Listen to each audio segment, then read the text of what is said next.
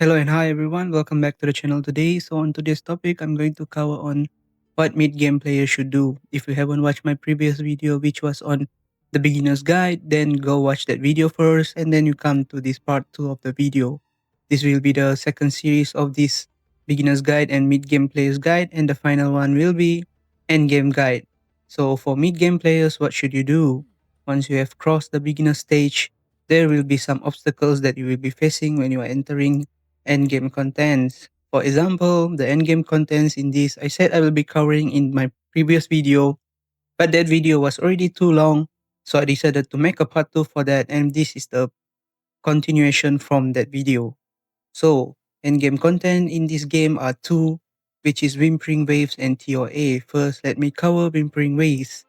Whimpering Wave has several modes known as Forbidden Waters, Respawning Waters Chasm, and Respawning Waters Torrents. So what are these? Forbidden Waters is one-time clearance mode. That means once you are clear this, you won't be getting this reward anymore.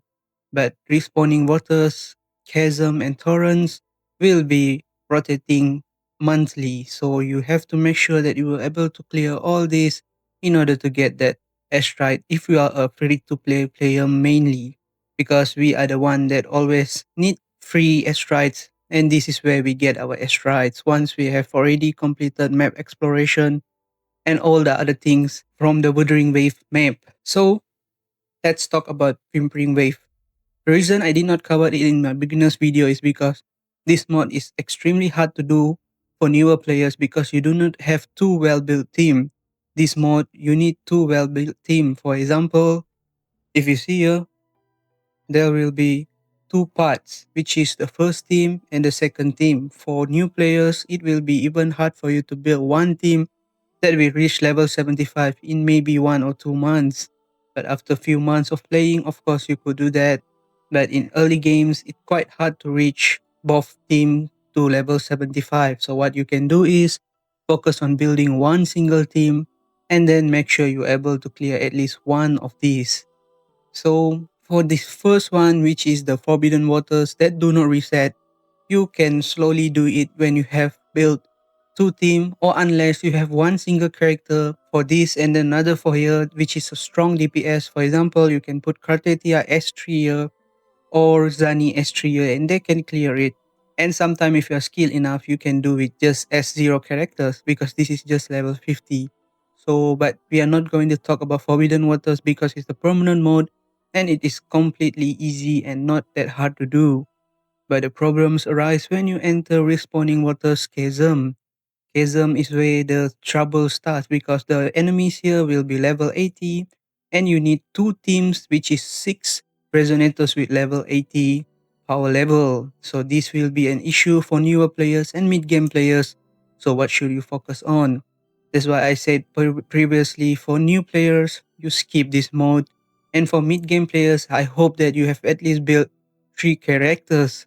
So once you have built your 3 characters and you almost reach level 80, then you maybe can try slowly do. But if you have already built your first team, then I will suggest do this first and then you do this when you have your second team for mid game players, because I think that it is quite difficult to build two teams for mid game players. But if you're already playing for 5 6 months, then it should be easy for mid game players to build two teams that will be easily able to clear these two modes. So next, I want to talk about Infinite Torrents. So Infinite Torrents is where most endgame players also feel a little bit tough. So for mid-game players, what you can do now is build an extremely strong first team, because this one requires level 100 and the HP inflation is getting higher and higher every new patches. So as new patches get released, then the HP inflation will increase slightly more than this. So get prepared for that. And I will say after you build one strong team, then you can focus on your second team that can clear this mode. So once you have built two teams, so you already know that you are strong enough to do this content, then congratulations, you have finally able to clear these two modes. But trust me, originally it will be feeling hard to complete this mode, but over time when you get practice more, then you can easily clear this mode. I also originally not well able to clear all this mode, but eventually after practicing multiple times, this mode become not that difficult to clear. So I already covered for these whimpering waves, and for the next endgame content that I want to cover for the mid game players are Tower of Adversity. Tower of Adversity is an extremely skill based game mode that actually you don't even need full team to clear all these, to be honest. If you're an extremely skilled player, you only need one character to clear all these. But as you look here, I'm not that skilled enough to do this. So I have to use two teams. But you can see some dungeon mains, they will do this all with just one character, which is dungeon. And if you're skilled enough, you can do that. So once you have reached that level of skill, I think that you are considered as end game player already. But mid game players normally do not have these kind of skills, and they're still learning all the game mechanics and the characters.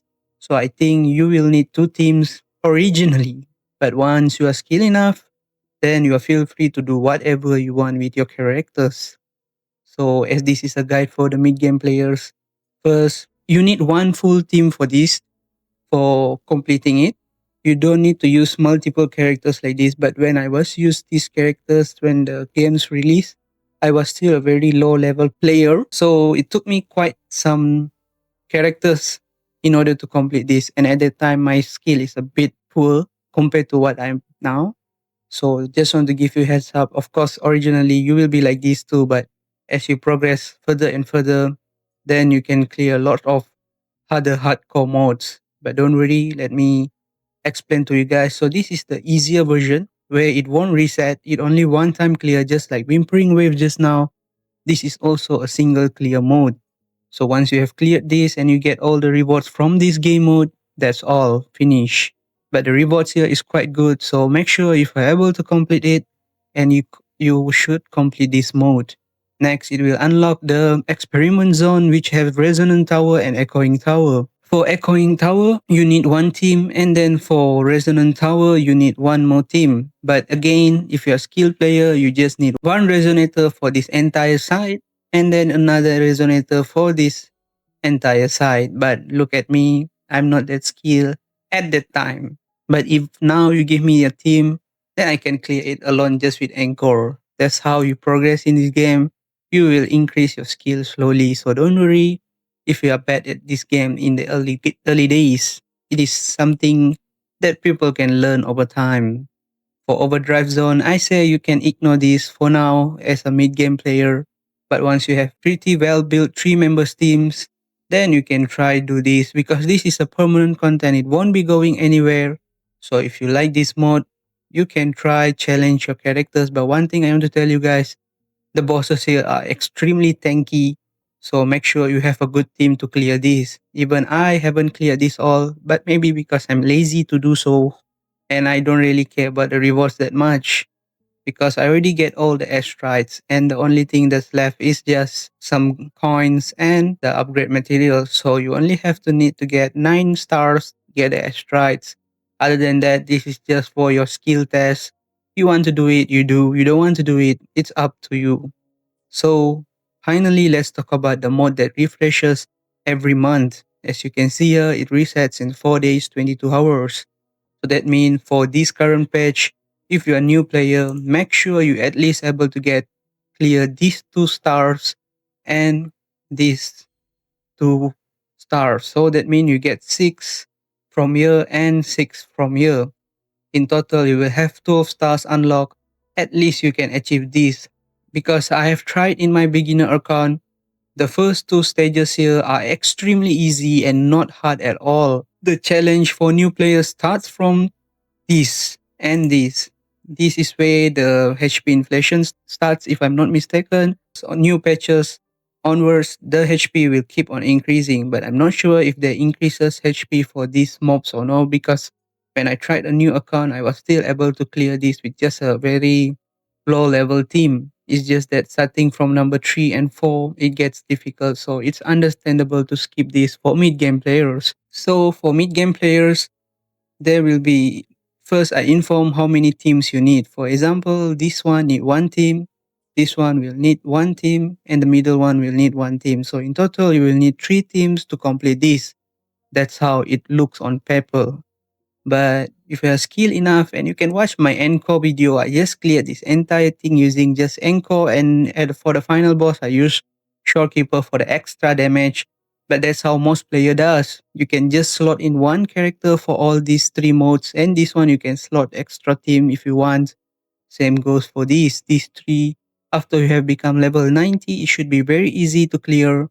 So don't worry. It's just that the level 4 is a bit tanky with the bosses. So you may need two more characters to support your main DPS.